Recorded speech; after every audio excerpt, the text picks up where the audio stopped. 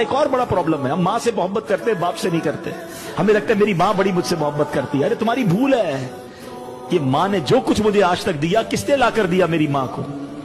جو کچھ مجھے آج تک ملا ہے وہ میرے والد کی برکت سے. وہ کہتا نہیں ہے باپ یہ گاڑی کے دو پہیے ہیں. اچھا والد کی اہمیت کا اندازہ جب ہوتا ہے جب ہم خود والد بنتے ہیں. پھر سمجھ آتی ہے یار بچے کو جب روکتے ہمارا ابو صحیح روکتے تھے ہمیں.